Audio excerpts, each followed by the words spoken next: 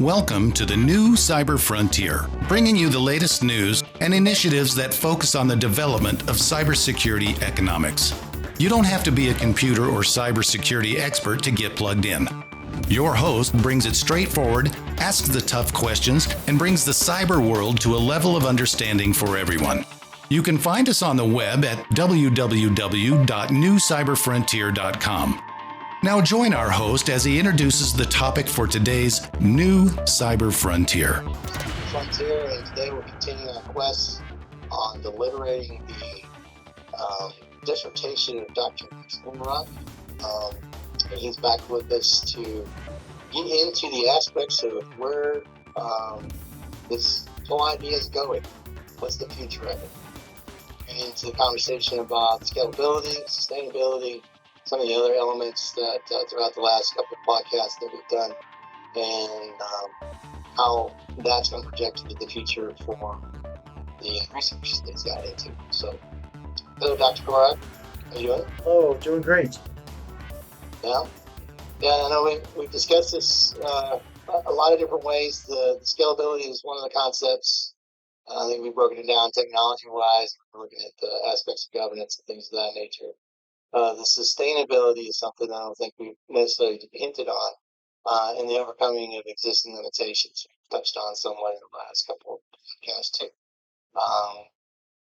Some of the other things that I think you're going to see in the research, as you know, want to go back and look at his dissertations out there publicly now, right, Dr. Gorog? Yeah.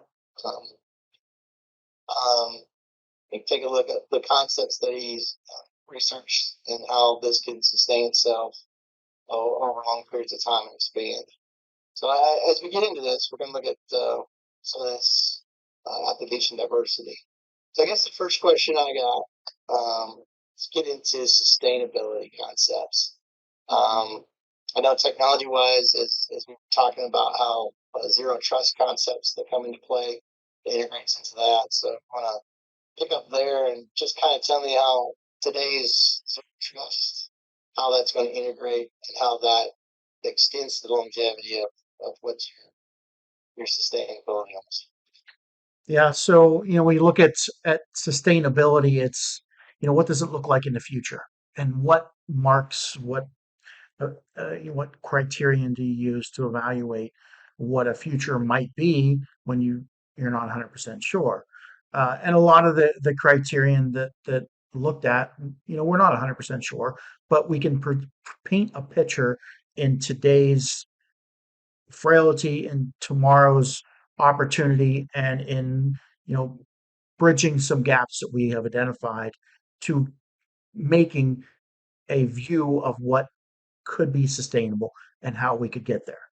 And things in that nature. We talked about governance and moving into the post-digital transformation age, and being able to have a government, being able to have a control system in that wide open abyss of just digital bits, and putting up the fences and the free range, and calling the shots as to how we socially engage with it and how that looks like over time. So is it sustainable to take a theorized approach and a few small tested prototyping to large scale, which is something that's, for the most part, hasn't been done in trust distribution and the whole industry around that. We look at this, they've looked, for my whole sampling of this industry, looked at the one-off use case. Oh, this works. Now let's see how it works for 10 people. Well, it works for 10 people. Now how's that work for 1 million people? And boom, fall flat on the face. And security in the digital age has fallen flat on its face when we go to scale. The application of trust with certificates has fallen flat on its face when we don't trust one certificate authority between another. And how do we then know? We start to even have games between them, where some of them are the bad certificate authorities, and they're trying to disrupt the process. So the application of trust, the promise of that application with distributed ledger, seem to flow globally, with exceptions that it the same thing we'd see before. It scaled to a couple million people, but it can't, a couple 100,000, but it can't scale to millions and billions. Um, and the sustainability of it requires at least a thought process of, can it go beyond the limits of what we're looking at, and does it have the social dynamics to take it? Is another scalability. Can we empower people in the future to participate because they have their own vested interest? One, they have vested interest in being in control of their own data. Two, they have vested interest in making their own companies. Three, they have a vested interest in making incentive for working with other people. And four, that aligns to the longevity of keeping the system going, of enabling fair play, of providing incentive for ethical behavior versus providing incentive for unethical behavior, which is kind of what we have in the free for all digital age right now. You're not going to get caught for anything bad you do, and you're not going to make any money for anything ethical you do in general. So let's remake the walls as the bigger you get, the more ethical that is. So the ends justifies the means, and that's kind of the digital age approach right now. And what does that refer to? What does that reference in our past history? It's like piracy. It's like the age where pirates were out taking advantage, and then countries hired the pirates, governments hired, everybody engaged in it until at some point the whole world said it's not really acceptable to do this anymore. And Right. that's what we're looking at now, giving the base pieces for the whole world to say, it's not really acceptable to have a free for all anymore. How can we start to make our structures of governance and control in the digital age? And the sustainability is just putting the base pieces together to start that transition, that transformation. So, we talk about community efforts. It was simple, like what Unix, Linux, the way they expanded the use of Red Hat Linux, the distributions of Linux in the community. So it seemed to spawn into something and morph into something more and more, just like how the computer came to be used the way it is today. Your laptops, your desktops, things of that nature being in everyone's household. So I can see as it expands and changes, scalability always increases, especially the community takes effort. So how do you do legislative support? What is the particulars of partnership with professional organizations, community engagements, things of that nature that contribute to the collaboration approach, like widespread adoption of this? Yeah. That was something identified actually kind of early in my research when we started asking questions about this, we thought were design questions, to some of the legislators who had spawned our work from the state of Colorado, and asked questions like, well, which information is public and which is private? So we have a whole data set. What pieces do you want to be publicly available? What pieces have to be tracked? What pieces should be private to keep from violating somebody's individual rights? Or questions about what information should be kept in somebody's control, what information can be kept on the cloud service, what information should be open access for everybody to prove, what information should be only attestable by legal authorities like an auditor or a government, what information should they have to choose to give you versus what information can you just take and they have to choose not to give you.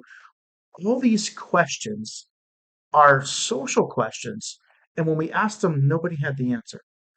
So the need for governance, and a government needs to incorporate decision-making bodies of people who just put up their hand and vote on what the average need is in some of those areas, and engaging with organizations like legitimate governments, states, like international professional organizations. Both have been approaches we've taken. Standards bodies where some of our work has been published in some of the recent standards uh, releases, and just getting the bigger picture out for the communities, the bodies, the people to decide and take ownership of those decisions. Because I'm not going to make all those decisions for a whole society. And Right. I just mentioned like 5 or 6 of them. There's like 60 or 70 that have been identified that are just decisions that a group of experts in the industry and even maybe a couple lay people should make that about a particular industry, or a group of experts in law and medical should make those doctors should make those decisions about some medical content and medical data, and somebody from the CDC needs to be in that decision because they need to say this particular piece of the information needs to be available for us as a society to determine the flow and the spread of diseases. And all those pieces of determining the rule set in this digital landscape to be able to put up the fences, because we know how to put up the security pieces. We just don't know when and for who and for what and who to protect and who not to and what to be available, what not to be, and whose right it is to make the decision is actually the hardest thing to identify. Because if I can't make the decision about everybody's data, should everybody make the decision about their data? They're not going to. Should a government make the decision about them? If so, who in that government should make the decision? Or should a professional organization make the decision for the data that represents that industry? Or should an attorney? Or should a police officer have it? Or should a disease control? Or should a religious affiliation, because this is now uh, a, a, a a section of the world where we have very strong religious views about the spread of people and their interaction. All those pieces are not mine to make a decision, and they might not even be the individual that is the data target to make the decision. So Right. separating all those pieces out and having a way to govern it is where legitimate government, standards associations, professional organizations, and even social groups come in. Yeah, you're right. I remember many moons ago, I went over to a litigation conference for government. And while I was there, they had a good talk that editorial staffs would come in and look at regulations, updates of those regulations across the board. So the Army regulations, Marine Corps regulations, everyone's got their set of regulations. In this particular situation, they're referring to Sam Houston, the hospital that the Army has. And they were looking at updating the regulations that they go off of.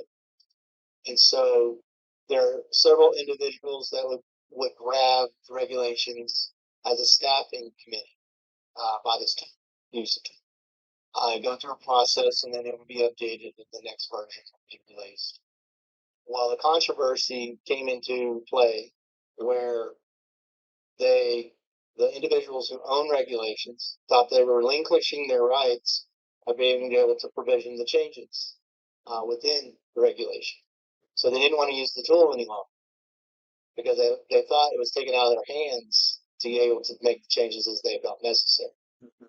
It was conveyed in the conference that they really weren't trying to do that, but it was pretty hairy to try to discuss in the middle of conversations in that particular conference that that they weren't trying to do that with this particular type of tool. So it's very unique to understand that if you wield the power over use of a tool like this, or they can make the decisions and have the choices, that the community will be more open to receiving Yeah. these types of things. And the approach that put into place is that have a group of people that might represent a decision weigh in on the decision, make a preliminary, here's what we're going to decide.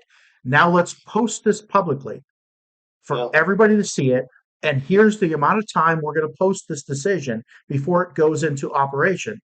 And then once it goes into operation, everybody had, our experts made a decision, made a proposal. Everybody had the right to look at it, whether they did or not. They can't complain once it goes into operation.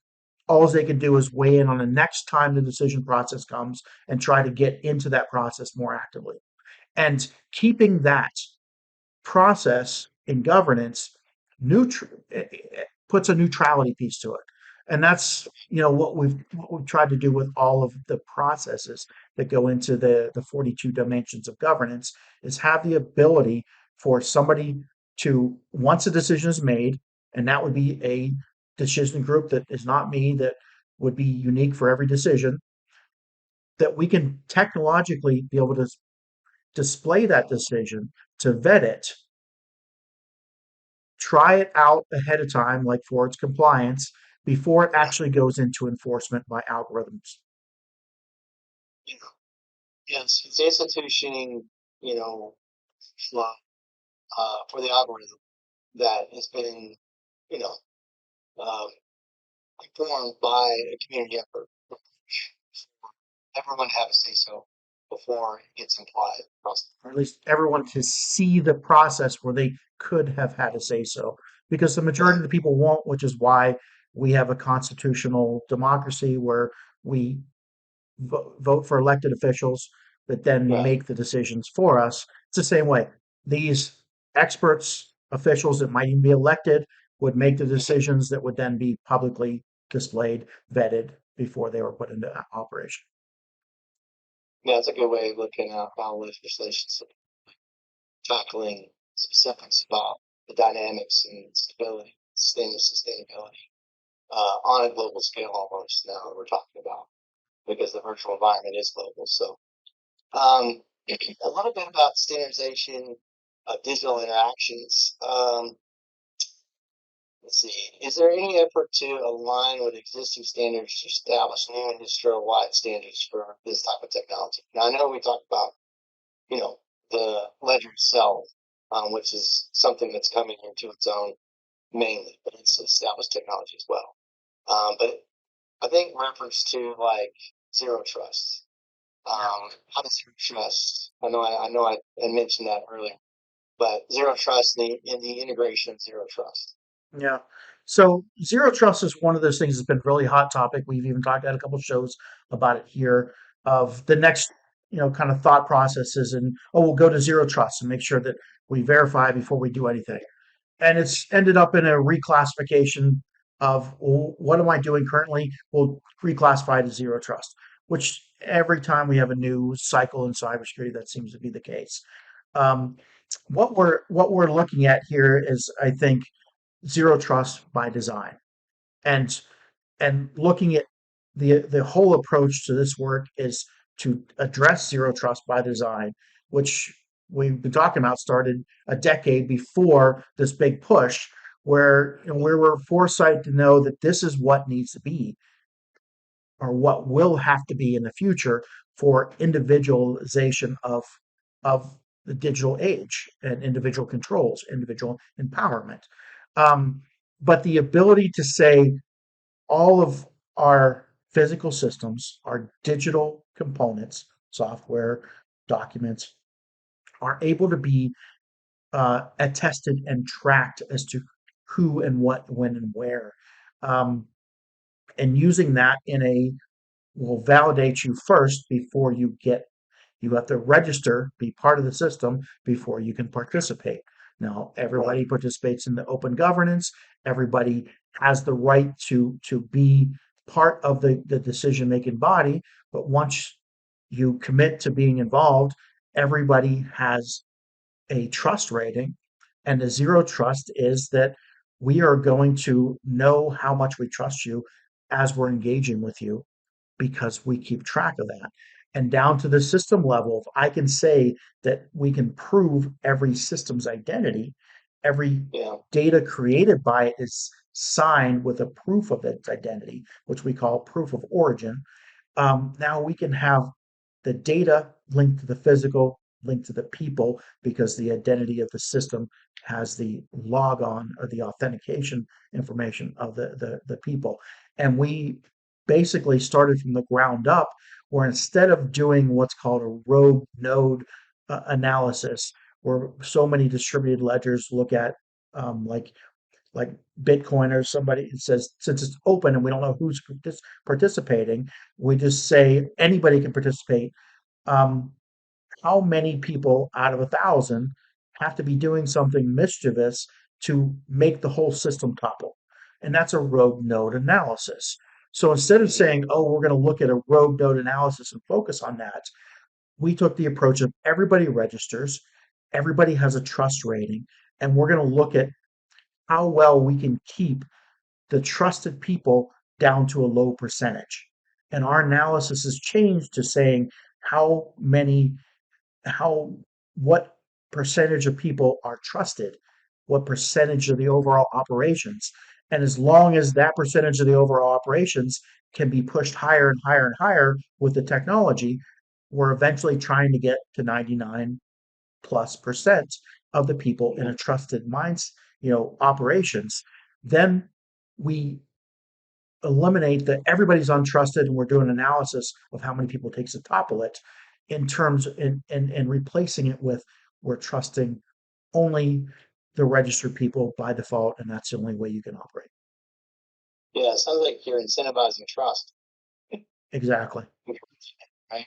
Encouraging it and incentivizing even through the we'll say the relative tokenization, the part that is like a monetization that gives you value out of participating gets given to you more if you're higher trust than if you're low trust. Yeah, that's a short end. So good concepts there. Any idea of people, if we get into these things, what type of education do you have to help people to understand just what this means across the board? I know there's also, I mean, you look at different levels of what education can mean, the end user's perspective, the administrative perspective, certification processes that are possible. So we don't have too much time, but if you would hit on some of those topics, a little bit about how this is going to be transformed with education. Yeah. So we knew from the beginning that we've basically created a new body of knowledge. And as of such, there's four certification programs that we've identified. One is a base level. I need to know enough information to be able to participate and operate and be able to operate my own ledger and start building on top of it to make the incentive that is produced from me working with others just by owning my own ledger. And it's basically the replacement for the miners in the cryptocurrency to come over and say, hey, I can engage at this level, get the base pieces of knowledge, get the base system to operate my own ledger and start to make the incentive for participating with people who do large scale transactions or people who do have a business model. And I'm just doing this, being the duplicate ledger for them, the duplicate piece for them and having a value of that. That's the first level. The second level is there's a large administrative piece to this, and we've identified that from the beginning where we were working. We basically started with the customer in mind, which was the state of Colorado, identified over 70 programs. We're talking every one of the programs has 2,500 plus locations across the state, has 10,000 plus people that will participate. That administrative workforce and managing the large pieces of it and the workflow is the second kind of certification program put together and working within the system that would be the governance mostly.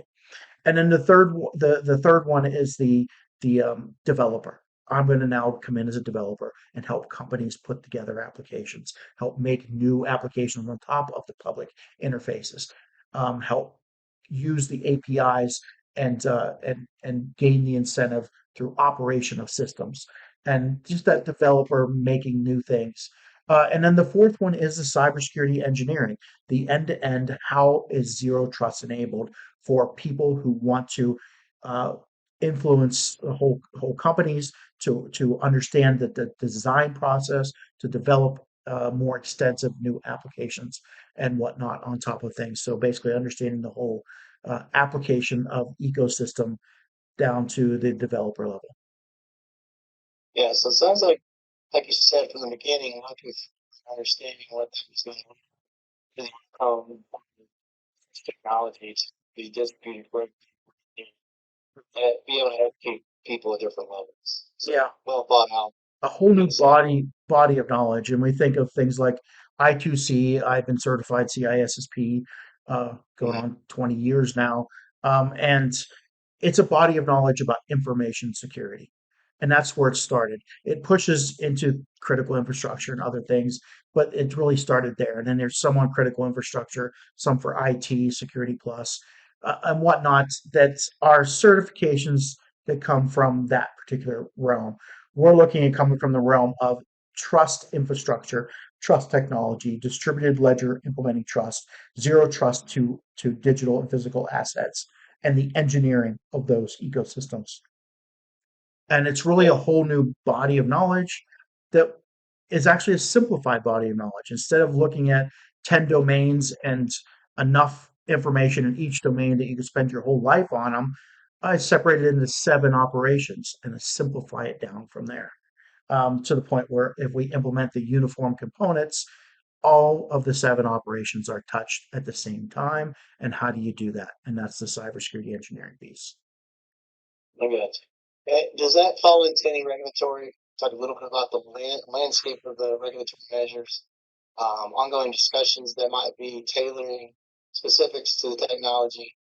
Um, so how does that interact or integrate with what you're doing today to expand there?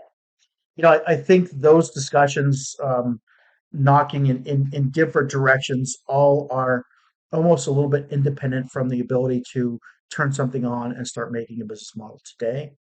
Yeah, Um, and though all of them will be necessary and evolve in the future, the the real on the ground, what's capable now is something that is exciting for me, and I think so many other people can be involved with it at the same time.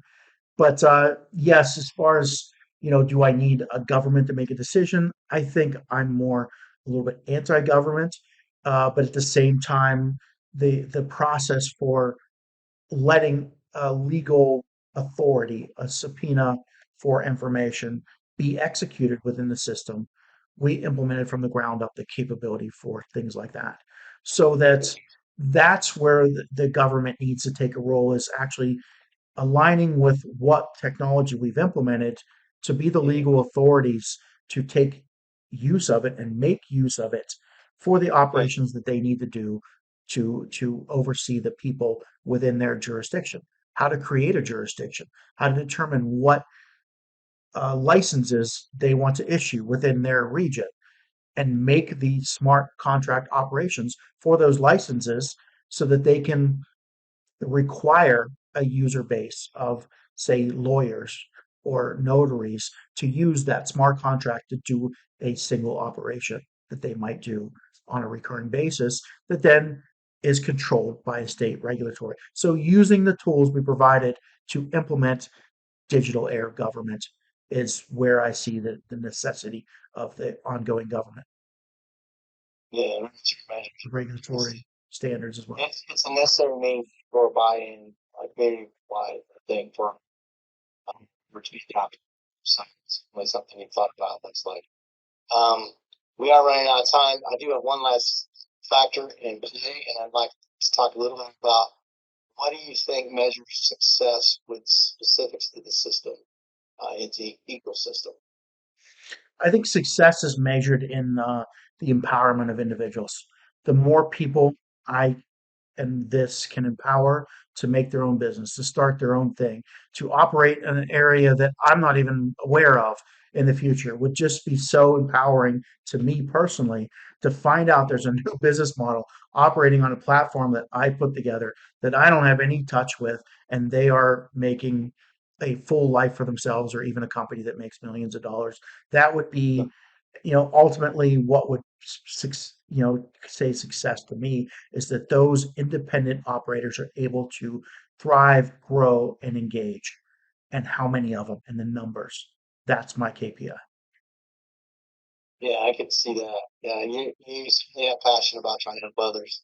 I think what you brought to light is something that will trend and help others, uh, thrive and exist in this digital age. The digital space is certainly something that needs to have a little bit of this, element implied. Just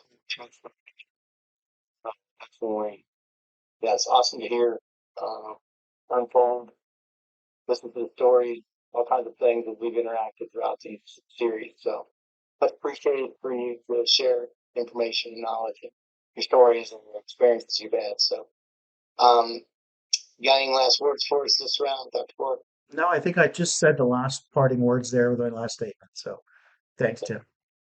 So you get all right. Well, that's it for us on this edition of Cyber Frontier. I'm your host, Tim Montgomery, and everybody stay safe. See you next round. Blockframe technology offers next-generation blockchain-managed trust and security. Unique non-fungible tokens are used to secure software bills of materials to provide data quality and security for every transaction in your supply chain.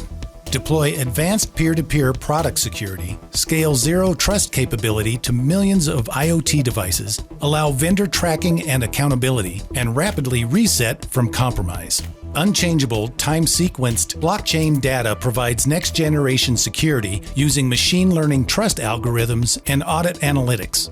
Start securing your supply chain today by contacting Blockframe at www.blockframetech.com. We hope you have enjoyed this episode of New Cyber Frontier. Remember to get involved. Often we think that someone else will handle privacy and security in the virtual world, but you are the only one truly in command of your virtual fate. Join our mailing list so we can keep you informed of breaking news and new releases. If you have an idea, if you have a question that you would like to hear answered, or if you want to get involved with our efforts, reach out to us at newcyberfrontier.com. We also encourage you to visit our sponsors' links, as they are the ones that really make this show possible.